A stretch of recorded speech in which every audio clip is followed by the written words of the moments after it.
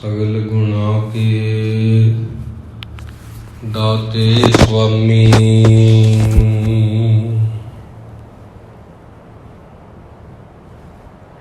बिनो सुनो एक दीना,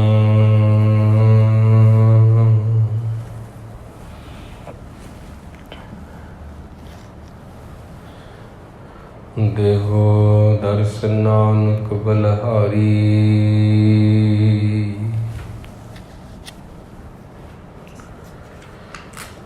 जियड़ा बल बल कीना,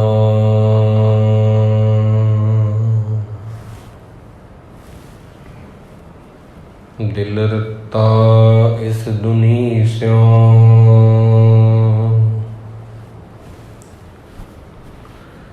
दुनी न कितै कम,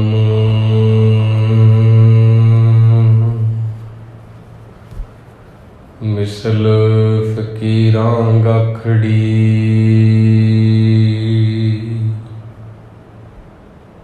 सो पाइयै पूर करम,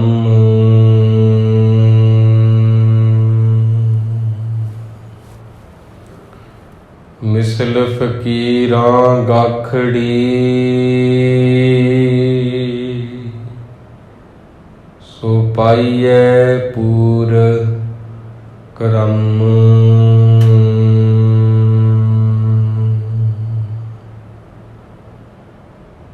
सन्मानयोग गुरु की साजी हुई गुरु रूप साध संगत जी, सिमर फतेह प्रवान करनी जी।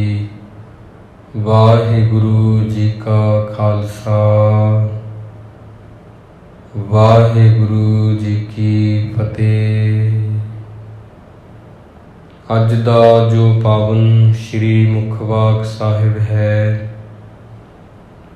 यह गुरु अर्जन देव जी महाराज उन्हां दी रसना तो गायन किया होया पावन शब्द है जी, जो कि 745 अंग तो आरंभ हो के 746 अंग ते संपूर्ण हो जाता है। सो ही राग दा यह पावन पवित्र शब्द है। शहीदां दे सिरताज गुरु अर्जन देव जी महाराज सच्चे पातशाह जी फरमाते ने कि किस प्रकार जो धरती दे वख वख टुकड़े हैं या पूरी सारी सृष्टि आ, किस तरह इन्हां सारियां नूं माया ने जकड़ के रखा होया है। इंसान दा जिहड़ा मन है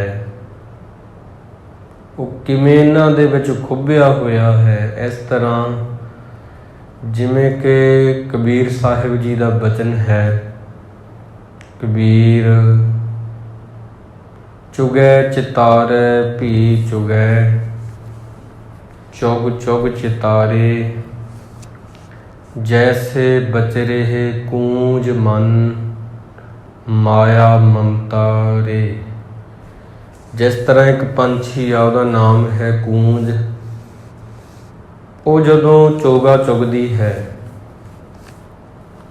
चोगा चुगदियां चुगदियां अपने बच्चों तो दूर हुंदी आ, वो अपने बोट तो उन्हां नूं मुड़ मुड़ याद करदी आ जिहड़ी कूंज। फिर चोगा चुगदी आ, फिर उन्हां नूं याद करदी आ। इस तरह उहदी जिहड़ी सुरत आ उन्हां नूं याद करन दे विच बतीत हुंदी आ, अपने बोटां नूं, अपने बच्चों नूं। जैसे बचरे कूंज मन, माया ममता रे।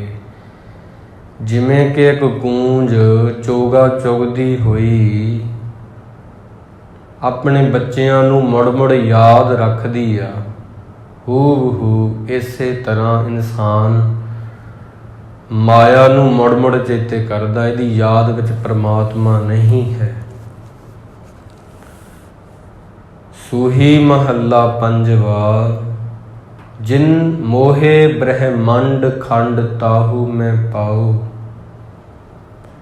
ਜਿਹਨੇ ਇਹ ਸਾਰਾ ਬ੍ਰਹਮੰਡ, ਸਾਰੀ ਸ੍ਰਿਸ਼ਟੀ ਨੂੰ ਮੋਹ ਲਿਆ, ਸਾਰੇ ਦੇਸ਼ਾਂ ਨੂੰ ਮੋਹ ਲਿਆ, ਤਾਹੂ ਮੈਂ ਪਾਉ, ਮੈਂ ਵੀ ਕਿਤੇ ਉਹਦੇ ਵਿੱਚ ਲੱਗ ਕੇ ਐਸੀ ਮਾਇਆ ਦੇ ਅਧੀਨ ਹੋ ਕੇ ਜ਼ਿੰਦਗੀ ਨਾ ਬਸਰ ਕਰਾਂ। ਹੇ ਮੇਰੇ ਮਾਲਕ, ਮੈਨੂੰ ਇਹ ਤੋਂ ਬਚਾ। ਰਾਖ ਲਿਹੋ ਇਹ ਬਿਖਈ ਜੀਓ, ਮੈਂ ਵਿਕਾਰਾਂ ਦੇ ਨਾਲ ਭਰਿਆ ਹਾਂ, ਮੈਨੂੰ ਬਚਾ ਲਓ ਤੇ ਦੇਹੋ ਆਪਣਾ ਨਾਮ, ਤੇ ਆਪਣੇ ਨਾਮ ਦੀ ਬਖਸ਼ਿਸ਼ ਕਰੋ। ਕਬੀਰ ਮੇਰੀ ਸਿਮਰਣੀ, ਰਸਨਾ ਉਪਰ ਰਾਮ, ਆਦਿ ਜੁਗਾਦੀ ਸਗਲ ਭਗਤ, ਤਾਕੋ ਸੁਖ ਬਿਸਰਾਮ। ਭਗਤ ਕਬੀਰ ਸਾਹਿਬ ਜੀ ਫਰਮਾਉਂਦੇ ਨੇ ਕਿ ਮੇਰੀ ਜੀਭ ਦੇ ਉੱਪਰ ਮੇਰੀ ਸਿਮਰਣੀ ਮਾਲਾ ਜਿਹੜੀ ਆ ਉਹ ਬਣ ਚੁੱਕੀ ਹੈ। ਮੇਰੀ ਜੀਭ ਹੀ ਮੇਰੀ ਮਾਲਾ ਹੈ, ਜਿਹਦੇ ਦੁਆਰਾ ਮੈਂ ਰਾਮ ਰਾਮ ਜਪਦਾ ਹਾਂ। ਆਦਿ ਜੁਗਾਦੀ ਸਗਲ ਭਗਤ, ਤਾਕੋ ਸੁਖ ਵਿਸਰਾਮ। ਸਾਰੇ ਭਗਤ, ਸਾਰੇ ਰੱਬ ਦੇ ਪਿਆਰੇ ਉਦੋਂ ਤੋਂ ਹੀ ਨਾਮ ਸਿਮਰਦੇ ਆਏ ਆ ਵਾਹਿਗੁਰੂ ਦਾ, ਜਦੋਂ ਤੋਂ ਸ੍ਰਿਸ਼ਟੀ ਬਣੀ ਆ। ਤੇ ਇਹੀ ਭਗਤਾਂ ਲਈ ਸੁੱਖ ਤੇ ਸ਼ਾਂਤੀ ਦਾ ਕਾਰਨ ਆ, ਉਹਦੀ ਇਬਾਦਤ। ਆਦਿ ਜੁਗਾਦੀ ਸਗਲ ਭਗਤ, ਤਾਕੋ ਸੁਖ ਵਿਸਰਾਮ।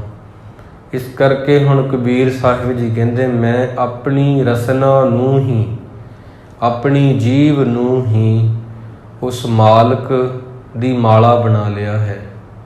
ਹੁਣ ਮੈਨੂੰ ਦੂਜੀ ਮਾਲਾ ਦੀ ਲੋੜ ਨਹੀਂ, ਹੁਣ ਮੇਰੀ ਰਸਨਾ ਹੀ ਮੇਰੀ ਸਿਮਰਣੀ ਆ। ਉਹਦੇ ਉੱਪਰ ਵਾਹਿਗੁਰੂ ਦਾ ਨਾਮ ਹੈ। ਜੁਗਾਂ ਜੁਗਾਂ ਤੋਂ ਜਦੋਂ ਦੀ ਸ੍ਰਿਸ਼ਟੀ ਬਣੀ ਆ, ਉਦੋਂ ਤੋਂ ਹੀ ਭਗਤਾਂ ਨੇ ਇਹ ਨਾਮ ਜਪਿਆ ਹੈ। ਸਾਰੇ ਭਗਤ ਇਹੀ ਨਾਮ ਸਿਮਰਦੇ ਆਏ ਆ। ਉਹਦਾ ਨਾਮ ਹੀ ਭਗਤਾਂ ਲਈ ਸੁੱਖ ਅਤੇ ਸ਼ਾਂਤੀ ਦਾ ਕਾਰਨ ਹੈ। ਤੇ ਰਾਖ ਲਿਹੋ ਇਹ ਬਿਖਈ ਜੀਓ, ਦੇਹੋ ਆਪਣਾ ਨਾਉ। ਹੇ ਮੇਰੇ ਮਾਲਕ ਜੀ, ਮੈਨੂੰ ਬਚਾ ਲਵੋ ਇਹ ਵਿਖਿਆ ਤੋਂ ਆਪਣਾ ਨਾਮ ਦੇ ਕੇ, ਜਿਸ ਤਰ੍ਹਾਂ ਤੁਸੀਂ ਭਗਤਾਂ ਨੂੰ ਬਚਾਇਆ ਹੈ। ਰਹਾਓ। ਠਹਿਰਾਓ ਤੋਂ ਬਾਅਦ ਅੱਗੇ ਪੰਕਤੀਆਂ ਹਨ। ਜਾਤੇ ਨਾਹੀ ਕੋ ਸੁਖੀ, ਤਾਕੈ ਪਾਛੈ ਜਾਓ, ਛੋੜ ਜਾਹੇ ਜੋ ਸਗਲ ਕੋ, ਫਿਰ ਲਪਟਾਓ। ਜਿਨ੍ਹਾਂ ਚੀਜ਼ਾਂ ਦੇ ਵਿੱਚੋਂ ਕੋਈ ਸੁੱਖ ਨਹੀਂ, ਮੈਂ ਮੁੜ ਮੁੜ ਉਹਨਾਂ ਦੇ ਪਿੱਛੇ ਜਾਣਾ। ਤਾਕੈ ਪਾਛੈ ਜਾਓ। ਜਿਨ੍ਹਾਂ ਗੱਲਾਂ ਦੇ ਵਿੱਚ ਕੋਈ ਵੀ ਚੰਗਾ ਨਹੀਂ ਹੈ, ਚੰਗਿਆਈ ਨਹੀਂ ਹੈਗੀ, ਮੈਂ ਮੁੜ ਮੁੜ ਉਹਦੇ ਪਿੱਛੇ ਕਿਉਂ ਲੱਗਦਾ ਹਾਂ। ਛੋੜ ਜਾਹੇ ਜੋ ਸਗਲ ਕੋ, ਫਿਰ ਲਪਟਾਓ। ਜਿਹੜੀਆਂ ਚੀਜ਼ਾਂ ਨੇ ਮੈਨੂੰ ਛੱਡ ਜਾਣਾ ਹੈ, ਮੈਂ ਮੁੜ ਮੁੜ ਉਹਨਾਂ ਨੂੰ ਕਿਉਂ ਲਿਪਟਦਾ ਹਾਂ, ਮੈਂ ਉਹਨਾਂ ਵੱਲ ਹੀ ਕਿਉਂ ਧਿਆਨ ਦਿੰਦਾ। ਜਿਨ੍ਹਾਂ ਸਾਰੀਆਂ ਚੀਜ਼ਾਂ ਨੇ ਮੈਨੂੰ ਛੱਡ ਜਾਣਾ, ਮੈਂ ਮੁੜ ਮੁੜ ਉਹਨਾਂ ਦੇ ਪਿੱਛੇ ਕਿਉਂ ਦੌੜਦਾ ਹਾਂ। ਕਰੋ ਕਿਰਪਾ ਕਰਨਾਪਤੇ, ਤੇਰੇ ਹਰ ਗੁਣ ਗਾਓ। ਹੇ ਮੇਰੇ ਵਾਹਿਗੁਰੂ, ਮੇਰੇ ਤੇ ਕਿਰਪਾ ਕਰੋ। ਕਰੁਣਾ ਦੇ ਦਾਤੇ, ਮੈਂ ਤੁਹਾਡੇ ਗੁਣ ਗਾਉਂਦਾ ਰਹਾਂ। ਨਾਨਕ ਕੀ ਪ੍ਰਭ ਬੇਨਤੀ, ਸਾਧ ਸੰਗ ਸਮਾਓ। ਇਹੀ ਮੇਰੀ ਬੇਨਤੀ ਆ ਤੁਹਾਡੇ ਅੱਗੇ ਕਿ ਮੈਂ ਸਦਾ ਹੀ ਸਾਧ ਸੰਗਤ ਦੇ ਨਾਲ ਜੁੜਿਆ ਰਹਾਂ। ਜਾਤੇ ਨਾਹੀ ਕੋ ਸੁਖੀ, ਤਾਕੈ ਪਾਛੈ ਜਾਓ, ਛੋੜ ਜਾਹੇ ਜੋ ਸਗਲ ਕੋ, ਫਿਰ ਲਪਟਾਓ। ਛੋੜ ਜਾਹੇ ਜੋ ਸਗਲ ਕੋ, ਫਿਰ ਲਪਟਾਓ।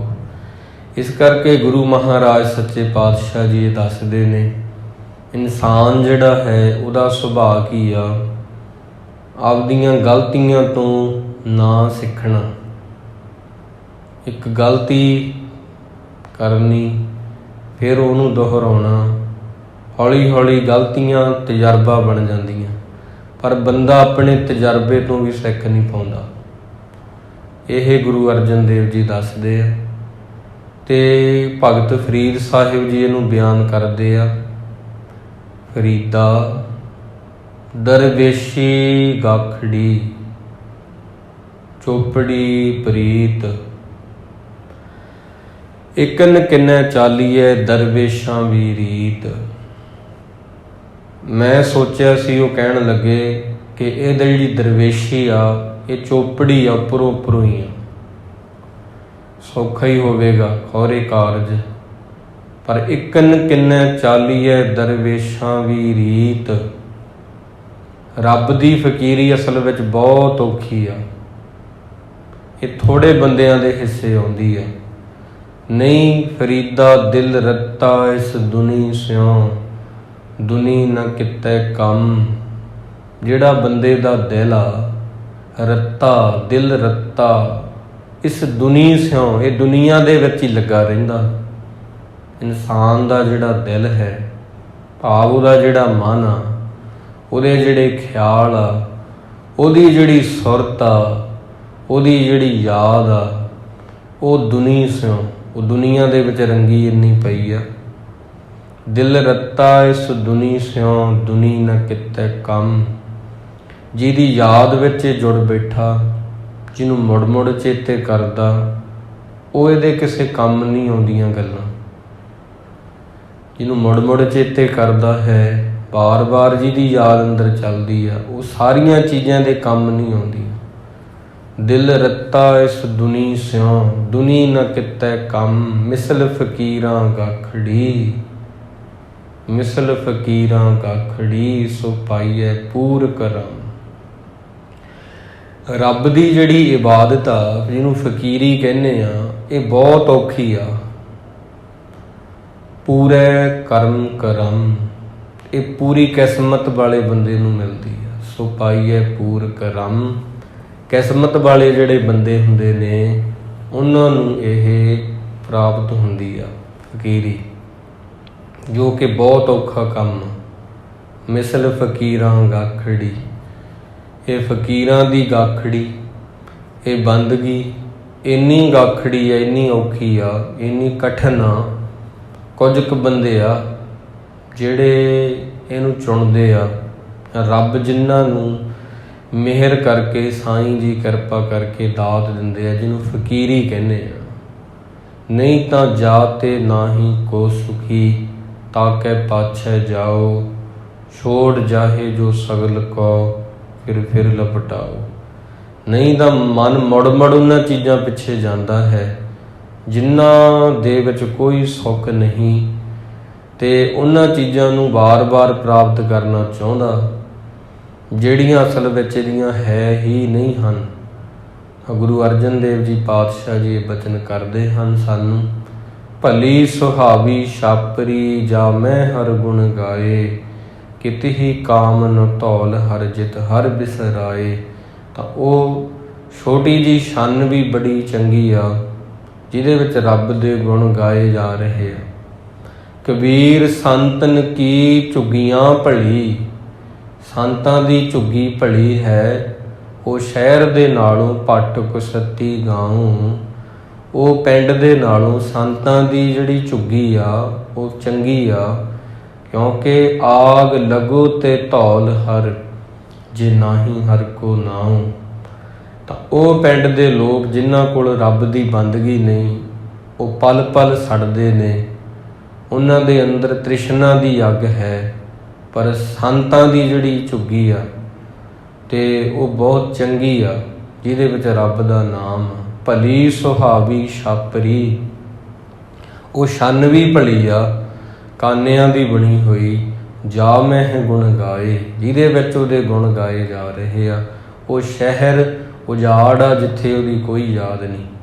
ਇੱਥੇ ਵੱਡੀਆਂ ਉੱਚੀਆਂ ਬਿਲਡਿੰਗਾਂ ਨੇ, ਬਹੁਤ ਉੱਚੀਆਂ ਉੱਚੀਆਂ, ਜੋ ਸ਼ਹਿਰ ਵਿੱਚ ਪਾਰਕਾਂ ਬਣੀਆਂ ਹੋਈਆਂ ਨੇ। ਪਰ ਜੇ ਉੱਥੇ ਰੱਬ ਦਾ ਨਾਮ ਨਹੀਂ ਹੈ, ਕਿਤੇ ਹੀ ਕਾਮ ਨ ਧੌਲ ਹਰ, ਜਿਤ ਹਰ ਬਿਸਰਾਏ। ਉਹ ਫਿਰ ਕਿਸੇ ਕੰਮ ਨਹੀਂ, ਕਿਸੇ ਮਾਨਿੰਦ ਨਹੀਂ ਆਉਂਦੀਆਂ। ਇਹ ਗੁਰੂ ਸਾਹਿਬ ਜੀ ਦੱਸਦੇ ਆ। ਸੋ ਕਹਿਣ ਦਾ ਭਾਵ ਇਹ ਹੈ ਕਿ ਗੁਰੂ ਸਾਹਿਬ ਦੇ ਨਾਲ ਪਿਆਰ ਕਰਨਾ ਇਹ ਵੱਡੀ ਕਿਸਮਤ ਦੇ ਨਾਲ ਪ੍ਰਾਪਤ ਹੁੰਦਾ। ਕਈ ਵਾਰ ਅਸੀਂ ਇਹ ਸ਼ਬਦ ਵਰਤਦੇ ਹਾਂ, ਉਹ ਬੰਦੇ ਕੋਲ ਜ਼ਮੀਨ ਬਹੁਤ ਜ਼ਿਆਦਾ ਚੰਗੀ ਆ, ਪੈਸੇ ਬਹੁਤ ਆ, ਉਹ ਕਰਮਾਂ ਵਾਲਾ। ਅਸੀਂ ਕਹਿੰਦੇ ਕਰਮਾਂ ਵਾਲਾ, ਕਿਸਮਤ ਵਾਲਾ ਨਹੀਂ। ਜਿਸ ਬੰਦੇ ਦੇ ਕੋਲ ਅਸਲੀ ਪਰਮਾਤਮਾ ਦੀ ਦੌਲਤ ਆ, ਅਸਲ ਵਿੱਚ ਕਬੀਰ ਸਾਹਿਬ ਜੀ ਕਹਿੰਦੇ ਉਹਨੂੰ ਕਹੋ ਇਹ ਬੰਦਾ ਭਾਗਾਂ ਵਾਲਾ, ਇਹ ਬੰਦਾ ਕਰਮਾਂ ਵਾਲਾ, ਇਹ ਬੰਦਾ ਜਿਹੜਾ ਹੈ ਰੱਬ ਦਾ ਪਿਆਰਾ ਵਾ, ਉਹਨੂੰ ਕਹੋ।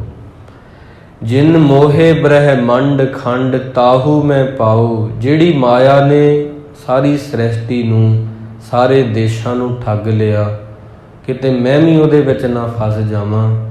ਹੇ ਵਾਹਿਗੁਰੂ ਮੈਨੂੰ ਬਚਾ ਲਾ ਆਪਣਾ ਨਾਮ ਦੇ ਕੇ, ਆਪਣਾ ਪਿਆਰ ਦੇ ਕੇ। ਤੇ ਇਸ ਤਰ੍ਹਾਂ ਆਪ ਜੀ ਇੱਕ ਸਾਖੀ ਸਰਵਣ ਕਰੋ, ਬੜੀ ਪਿਆਰੀ ਹੈ।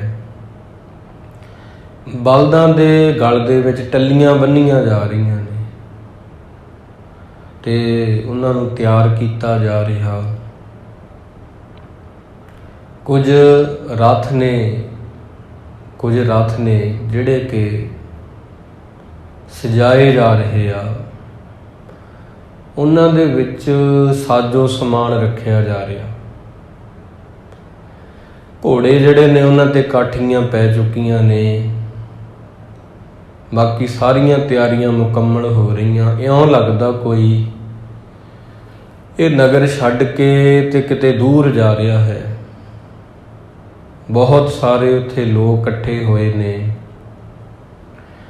ਜਿੱਥੇ ਲੋਕ ਆਏ ਹੋਏ ਨੇ ਉੱਥੇ ਮਾਵਾਂ ਆਈਆਂ ਹੋਈਆਂ ਨੇ, ਮਾਵਾਂ ਦੇ ਨਾਲ ਉਹਨਾਂ ਦੇ ਬੱਚੇ ਆਏ ਹੋਏ ਨੇ। ਇੰਨੀਆਂ ਸਾਰੀਆਂ ਚੀਜ਼ਾਂ ਦੇ ਵਿੱਚ ਇੱਕ ਬਹੁਤ ਸੋਹਣੀ ਪਾਲਕੀ ਆ, ਬਹੁਤ ਸੁੰਦਰ ਪਾਲਕੀ ਹੈ। ਪਾਲਕੀ ਦੇ ਵਿੱਚ ਇੱਕ 8 ਸਾਲ ਦੇ ਪਿਆਰੇ ਪ੍ਰੀਤਮ ਜੀ, 8 ਵਰ੍ਹਿਆਂ ਦੀ ਜਿਨ੍ਹਾਂ ਦੀ ਉਮਰ ਹੈ, ਉਹ ਪਾਲਕੀ ਵਿੱਚ ਇੱਕ ਪਰਦਾ ਲੱਗਿਆ, ਉਹਨੂੰ ਪਾਸੇ ਹਟਾ ਕੇ ਆਪਣੇ ਚੰਦ ਵਰਗਾ ਮੁਖੜਾ ਦਿਖਾ ਰਹੇ ਆ। ਜਿਹੜੇ ਛੋਟੇ ਬੱਚੇ ਆ ਆਪਣੀ ਮਾਵਾਂ ਦੇ ਨਾਲ ਲਿਪਟ ਕੇ ਕਹਿ ਰਹੇ ਨੇ ਮਾਂ ਇਹ ਸਾਡਾ ਸਾਥੀ ਆ, ਅਸੀਂ ਇਹਦੇ ਨਾਲ ਹੀ ਜਾਵਾਂਗੇ, ਅਸੀਂ ਇਹਦੇ ਬਿਨਾਂ ਨਹੀਂ ਬਚ ਸਕਦੇ। ਇਹਨੇ ਹੀ ਸਾਨੂੰ ਗਲੇਲ ਦੇ ਨਾਲ ਨਿਸ਼ਾਨੇ ਲਾਉਣੇ ਸਿਖਾਏ ਨੇ, ਇਹਦੇ ਨਾਲ ਹੀ ਅਸੀਂ ਗੰਗਾ ਨਦੀ ਦੇ ਵਿੱਚ ਕਿਸ਼ਤੀ ਵਿੱਚ ਬਹਿ ਕੇ ਹੂਟੇ ਲਏ ਨੇ, ਇਹਦੇ ਨਾਲ ਸਾਡਾ ਬਚਪਨ ਬੀਤਿਆ। ਉਹ ਰੋ ਰਹੇ ਆ ਤੇ ਮਾਵਾਂ ਉਹਨਾਂ ਦੇ ਹੰਝੂ ਪੂੰਝ ਕੇ ਉਹਨਾਂ ਨੂੰ ਬਰਾ ਰਹੀਆਂ ਨੇ, ਕਹਿ ਰਹੀਆਂ ਨੇ ਰੋਵੋ ਨਾ, ਇਹ ਛੇਤੀ ਹੀ ਆਨੰਦਪੁਰ ਤੋਂ ਵਾਪਸ ਆਉਣਗੇ ਪਟਨਾ ਸਾਹਿਬ। ਇਹ ਕੌਣ ਨੇ? ਗੋਬਿੰਦ ਰਾਏ ਜੀ ਨੇ, ਜਿਹੜੇ ਪਾਲਕੀ ਦੇ ਵਿੱਚ ਬੈਠੇ ਹੋਏ ਨੇ। ਪਰਦਾ ਹਟਾ ਕੇ ਆਪਣੇ ਚੰਦ ਜੈਸੇ ਮੁਖੜੇ ਵਰਗੇ ਦੀਦਾਰ ਦੇ ਰਹੇ ਆ।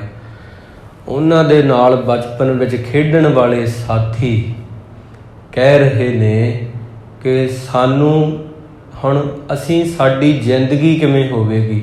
ਅਸੀਂ ਇਹਨਾਂ ਨਾਲ ਖੇਡਦੇ ਸੀ, ਅਸੀਂ ਵੀ ਇਹਨਾਂ ਨਾਲ ਪੰਜਾਬ ਜਾਣਾ, ਅਸੀਂ ਵੀ ਆਨੰਦਪੁਰ ਜਾਣਾ। ਤੇ ਮਾਵਾਂ ਉਹਨਾਂ ਨੂੰ ਬਰਾ ਰਹੀਆਂ ਨੇ ਕਿ ਇਹ ਵਾਪਸ ਮੁੜ ਆਉਣਗੇ। ਫਿਰ ਇੱਕ ਬਜ਼ੁਰਗ ਮਾਤਾ ਉੱਥੇ ਭੀੜ ਵਿੱਚ ਖੜੀ ਆ, ਉਹ ਕਹਿਣ ਲੱਗੀ ਇਹ ਜੋ ਗੁਜਰੀ ਦਾ ਚੰਦ ਹੈ ਨਾ, ਇਹ ਜਦੋਂ ਮੈਂ ਘਰ ਵਿੱਚ ਚਰਖਾ ਕੱਤਦੀ ਸਾਂ, ਇਹ ਨਿਆਣਿਆਂ ਨੂੰ ਲੈ ਕੇ ਆ ਜਾਂਦਾ ਸੀ। ਮੇਰੀਆਂ ਪੂਣੀਆਂ ਜਿਹੜੀਆਂ ਚਰਖੇ ਦੀਆਂ ਕੱਤਣ ਵਾਲੀਆਂ ਇੱਧਰ ਉੱਧਰ ਸੁੱਟ ਦੇਣੀਆਂ। ਉੱਪਰੋਂ ਮੈਂ ਜ਼ਰੂਰ ਇਹਨਾਂ ਨੂੰ ਗਾਲਾਂ ਕੱਢਦੀ ਸਾਂ, ਪਰ ਅੰਦਰੋਂ ਤਾਂ ਮੈਂ ਗੁਰੂ ਤੇਗ ਬਹਾਦਰ ਦੇ ਫਰਜ਼ੰਦ ਦੀ, ਸਾਹਿਬਜ਼ਾਦੇ ਦੀ ਖੈਰ ਹੀ ਮੰਗਦੀ ਸੀ।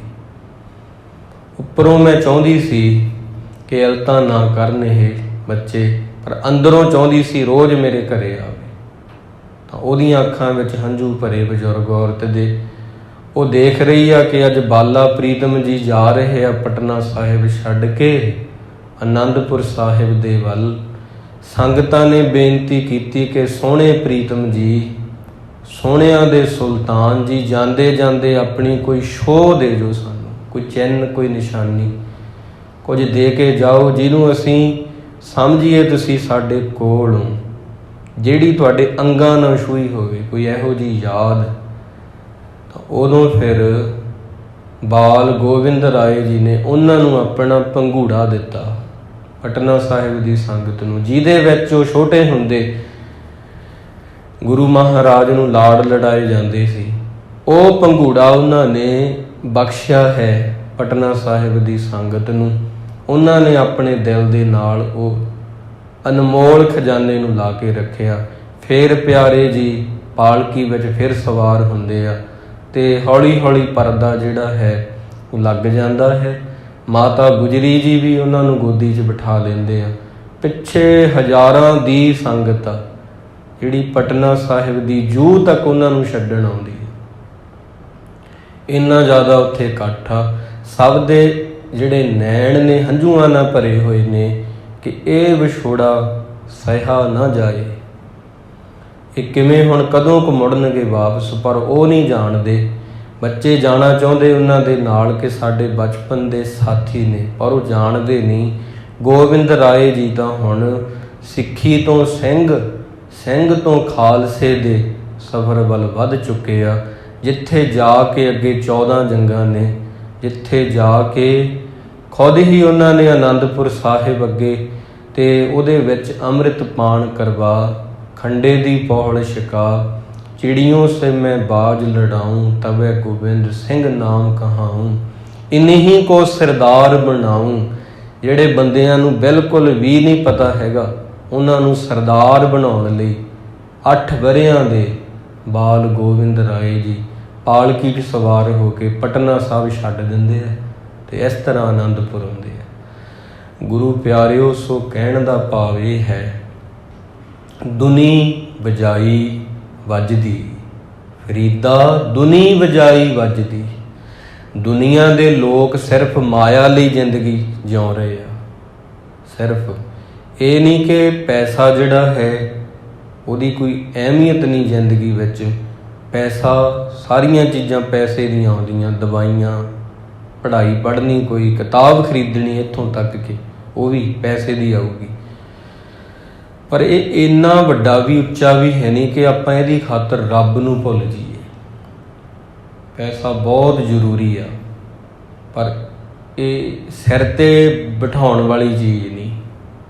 ਇਹ ਜੇਬ 'ਚ ਹੋਵੇ ਤੇ ਬਿਹਤਰ ਹੈ, ਦਿਲ 'ਚ ਜੇ ਵਸ ਗਿਆ ਫਿਰ ਬਹੁਤ ਔਖਾ ਕਰਦਾ। ਦਿਲ ਰੱਤਾ ਇਸ ਦੁਨੀ ਸਿਉਂ, ਦੁਨੀ ਨਾ ਕੀਤਾ ਕੰਮ। ਭਗਤ ਫਰੀਦ ਜੀ ਕਹਿੰਦੇ, ਦੁਨੀਆ ਦੇ ਲੋਕ ਸਿਰਫ ਮਾਇਆ ਲਈ ਹੀ ਪੈਸੇ ਨਾਲ ਪਿਆਰ ਕਰਦੇ ਕਰਦੇ ਜ਼ਿੰਦਗੀ ਜਿਉਂਦੇ ਆ ਅਤੇ ਫਿਰ ਉਹ ਮਰ ਜਾਂਦੇ ਆ। ਇਹ ਉਹਨਾਂ ਦੀ ਕਹਾਣੀ ਆ, ਪਰ ਮੇਰੀ ਜ਼ਿੰਦਗੀ ਨਾ ਕਿਤੇ ਇਹੋ ਜਿਹੀ ਹੋ ਜਾਏ। ਮੈਂ ਨਹੀਂ ਇਹ ਚਾਹੁੰਦਾ ਮੇਰੀ ਜ਼ਿੰਦਗੀ ਵਿੱਚ ਕੁਝ ਵੰਡ ਕੇ ਛਕੋ ਵਾਲਾ ਸਿਧਾਂਤ ਹੋਵੇ। ਇੱਕ ਰਾਜਾ ਸੀਗਾ, ਇੱਦਾਂ ਵੱਧ ਸਮਝ ਜਾਓਗੇ। ਰਾਜੇ ਦਾ ਉਸ ਦਿਨ ਜਨਮ ਦਿਨ ਹੋਣ ਕਰਕੇ ਤੇ ਉਹਨੇ ਭੰਡਾਰੇ ਖੋਲ੍ਹ ਦਿੱਤੇ।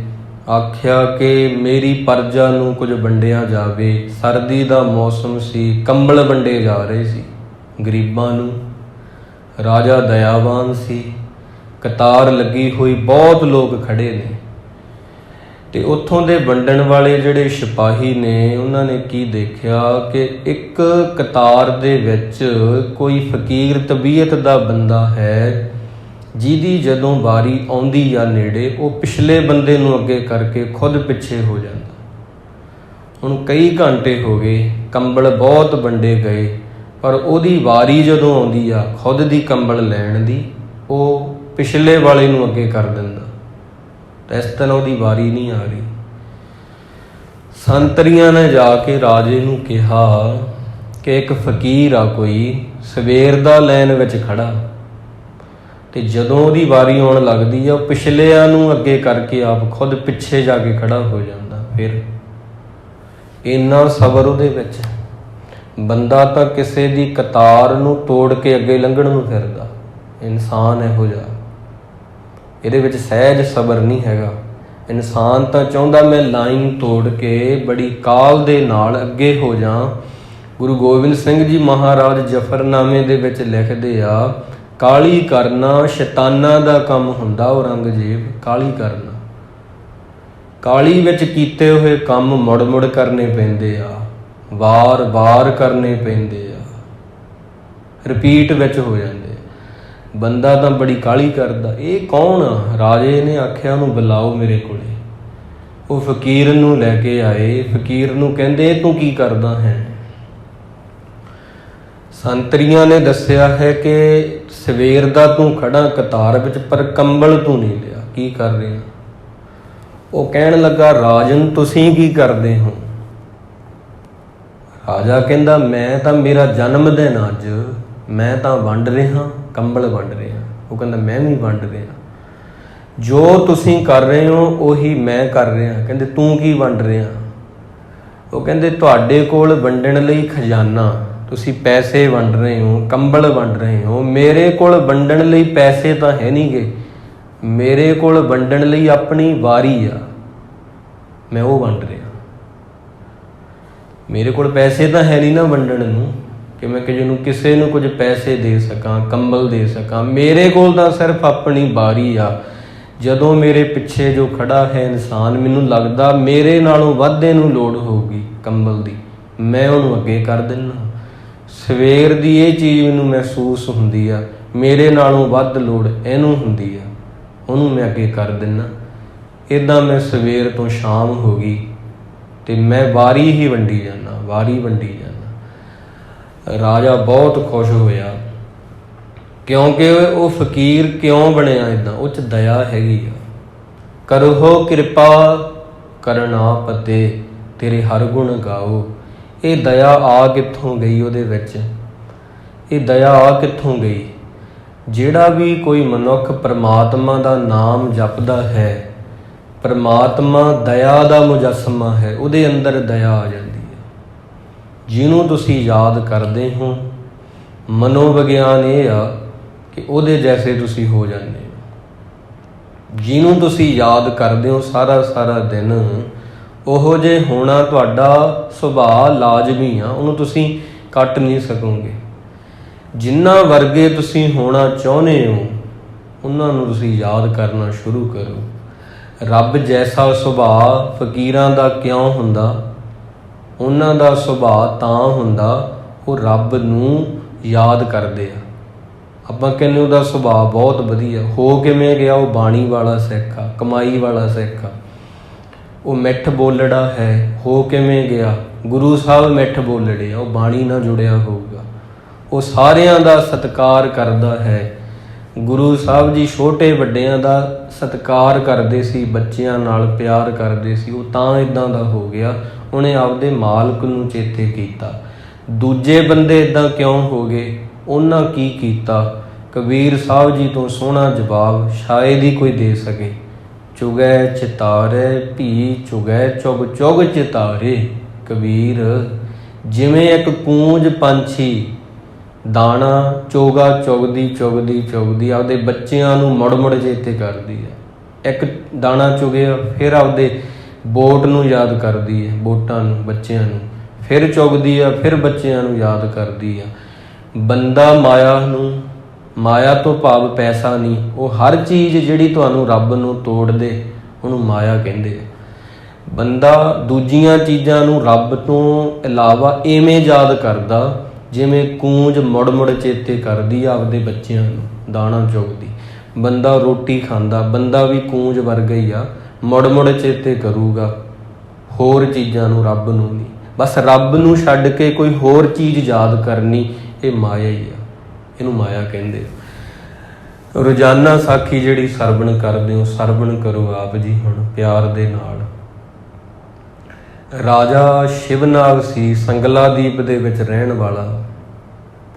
ਜਦੋਂ ਪਤਾ ਲੱਗਾ ਕਿ ਬਾਗ ਦੇ ਵਿੱਚ 3 ਕੋਈ ਫਕੀਰ ਤਬੀਅਤ ਦੇ ਬੰਦੇ ਆਏ ਆ, ਇੱਕ ਨੇ ਮੋਢਿਆਂ 'ਤੇ ਰਬਾਬ ਟੰਗੀ ਹੋਈ ਆ। ਜਦੋਂ ਉਹਨਾਂ ਕੀਰਤਨ ਕੀਤਾ ਤੇ ਸੁੱਕਾ ਬਾਗ ਹਰਾ ਹੋ ਗਿਆ।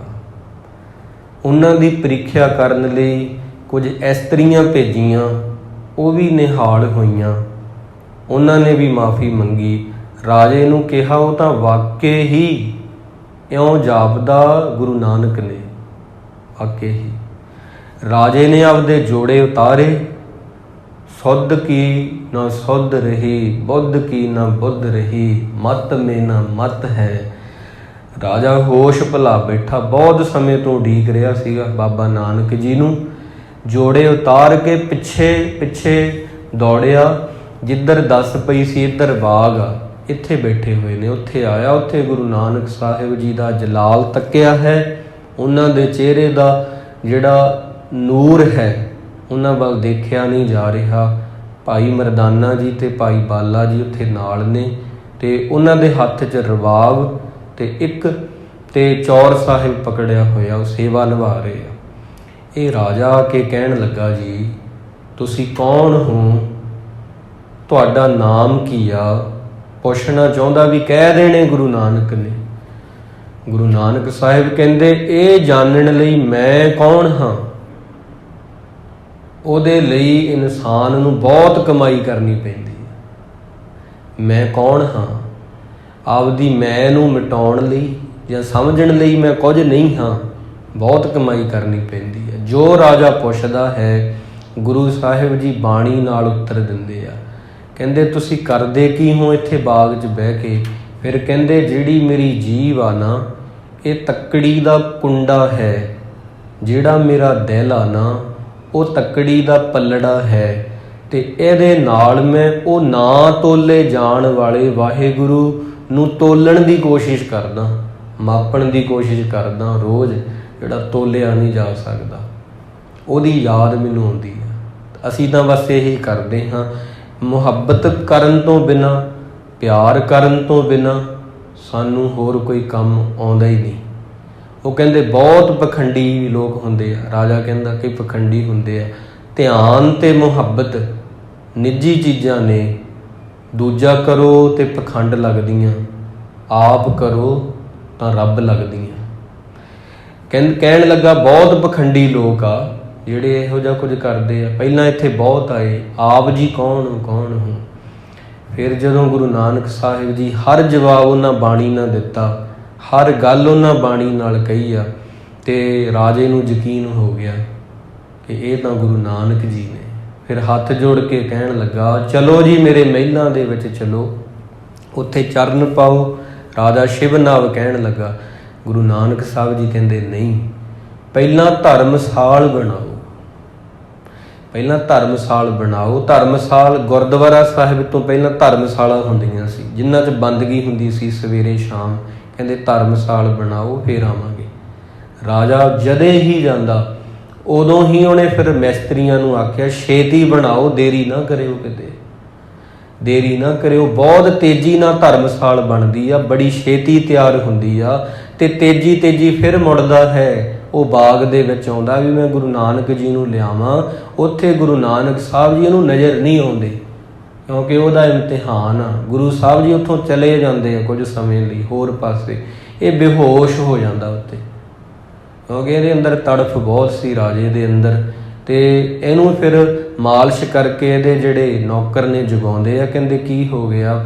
ਕਹਿੰਦੇ ਜਿਹੜੇ ਪਿਆਰੇ ਨੂੰ ਬਹੁਤ ਸਮੇਂ ਤੋਂ ਉਡੀਕ ਰਿਹਾ ਸੀ ਉਹ ਆਇਆ। ਸੁਪਨੇ ਵਿੱਚ ਤੁਸਾਂ ਮਿਲੇ ਸਾਨੂੰ, ਅਸਾਂ ਧਾਗਲ ਬੱਕੜੀ ਪਾਈ, ਪਰ ਨਿਰਾ ਨੂਰ ਤੁਸੀਂ ਹੱਥ ਨਾ ਆਏ, ਸਾਡੀ ਕੰਬਦੀ ਰਹੀ ਕਲਾਈ। ਭਾਈ ਵੀਰ ਸਿੰਘ ਜੀ ਦੇ ਕਹਿਣ ਵਾਂਗ ਆਏ ਵੀ, ਸੰਗਲਾਦੀਪ ਬਗੀਚੇ 'ਚ ਬੈਠੇ ਵੀ, ਇੱਕ ਵਾਰ ਸ਼ੋਅ ਦੇ ਕੇ ਪਤਾ ਨਹੀਂ ਕਿੱਥੇ ਲੁਕ ਗਏ। ਹੁਣ ਨਿਰਾ ਹੀ ਨੂਰ ਸੀਗੇ ਗੁਰੂ ਨਾਨਕ ਜੀ, ਪਰ ਹੱਥ ਨਾ ਆਏ, ਸਾਡੀ ਕੰਬਦੀ ਰਹੀ ਕਲਾਈ। ਰਾਜਾ ਬੇਹੋਸ਼ ਹੋ ਗਿਆ। ਇੰਨਾ ਸਦਮਾ ਲੱਗਾ ਕਿ ਪਿਆਰੇ ਜੀ ਕਿੱਧਰ ਗਏ, ਉਹ ਰਬਾਬ ਵਾਲਾ ਸਾਥੀ ਕਿੱਧਰ ਗਿਆ, ਉਹ ਚੌਰ ਸਾਹਿਬ ਵਾਲਾ ਸਾਥੀ ਕਿੱਧਰ ਗਿਆ, ਕਿੱਧਰ ਗਏ? ਉਹ ਬੇਹੋਸ਼ ਹੋ ਗਿਆ। ਅੱਗੇ ਕੀ ਹੁੰਦਾ ਕੱਲ੍ਹ ਦੇ ਦੀਵਾਨ ਵਿੱਚ ਆਪ ਜੀ ਸਰਵਣ ਕਰੋਗੇ। ਭੁੱਲ ਚੁੱਕ ਦੀ ਖਿਮਾ। ਗੁਰੂ ਮਹਾਰਾਜ ਕਿਰਪਾ ਕਰਨ। ਕੀਤੀ ਹੋਈ ਵਿਚਾਰ ਹਿਰਦਿਆਂ 'ਚ ਵਸੇ। ਸ਼ਬਦਾਂ ਦੀ ਕਮਾਈ ਕਰਕੇ ਸੋਹਣੇ ਜੀਵਨ ਵਾਲੇ ਬਣੀਏ। ਵੱਡਿਆਂ ਦਾ ਸਤਿਕਾਰ ਕਰੀਏ, ਆਪਣੇ ਤੋਂ ਛੋਟਿਆਂ ਨਾਲ ਪਿਆਰ ਕਰੀਏ। ਇਹੀ ਜ਼ਿੰਦਗੀ ਦਾ ਲਾਹਾ ਹੈ। 1 ਮਿੰਟ ਸਭ ਕੁਝ ਭੁਲਾ ਕੇ ਬਸ ਉਹਦੇ ਹੋ ਕੇ ਉਹਨੂੰ ਚੇਤੇ ਕਰ ਲਈਏ ਤੇ ਇਹ ਕਿਹਾ ਹੋਇਆ ਵਾਹਿਗੁਰੂ ਕਬੂਲ ਹੋਵੇ। ਗੁਰੂ ਸਾਹਿਬ ਜੀ ਅਸੀਸ ਬਖਸ਼ਣ ਸਾਰਿਆਂ ਨੂੰ। ਵਾਹਿਗੁਰੂ